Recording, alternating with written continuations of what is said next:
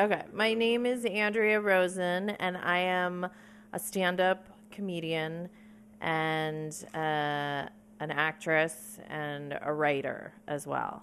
I grew up on Roosevelt Island. Believe it, not that many people grow up there, but I did.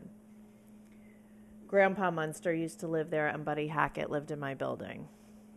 I mean, I always loved listening to Steve Martin albums. Wild and Crazy Guy was played a lot in my house by me and my brother.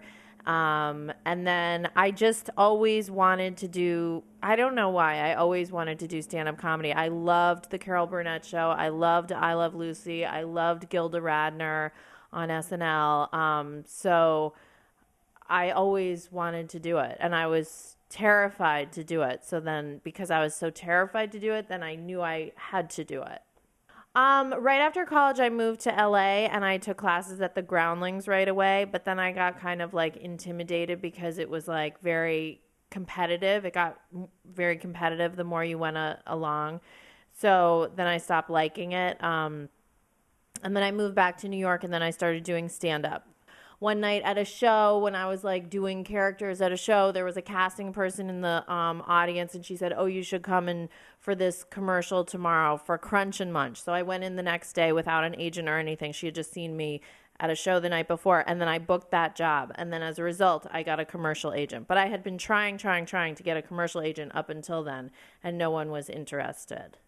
I never get recognized. You know what? I got recognized one time, and it was by like a 12-year-old boy who was obsessed with Stella, and he was really psyched to meet me. So I got recognized for Stella, and then maybe one or two times I've gotten recognized from commercials. But I usually, like, in commercials, I'm like, I don't wear my glasses, and I'm really like done up, and my hair is really clean. And in life, I'm wearing my glasses, and my hair isn't that clean, and I'm just like, you know, I'm like a little schlumpy versus like more manicured and slightly Midwestern. I mean, I think like storytelling is, I mean, it can be like super tight and rehearsed, but it can also be like a looser art form where like you know what you're saying, but you can also go off the story for a second and then come back to the story. I mean, it is different in that the audience expectation is different. So it's just a different skill. You have to engage the audience in one topic essentially for like 10 minutes versus however many topics you want in that 10 minutes. I talk about going to the opera with my mom and my boyfriend, and my mom flipping out on us and telling us she's never going to take us to the opera again, which we never really wanted to go in the first place. But during intermission, we were singing a song that we made up about these characters who live in our lower intestines, and they push the duty out. And their names are Rudy and Louie and Judy and Stewie, and they push the duty out. And she didn't like that song, and so she was really mad at us. I recently ran into the first guy I gave a to, and that was really uncomfortable because I didn't do a good job. I didn't do a good because I had never done it before, and I wanted him to I wanted to let him know somehow that I'm better at it, but I couldn't figure out how to let him know that. Yeah, I talk about fishing with my dad. He runs a fishing lodge in the Bahamas, and when he's not doing that, then like he loves to fish, and so do I, and so do my brothers.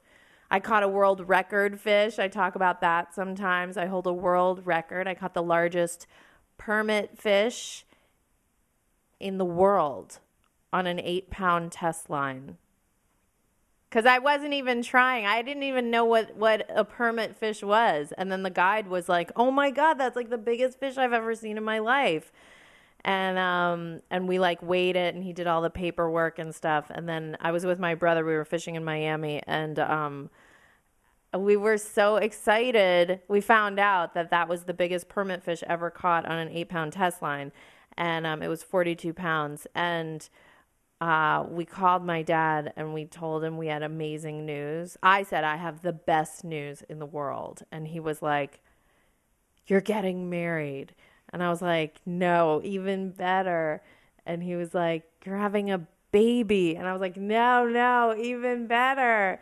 And then I said, I caught the biggest permit fish in the world. I hold a world record. He was like, he was crying. He was so excited. It was literally better than it. I mean, that's like the best news in my family anyone could deliver, really.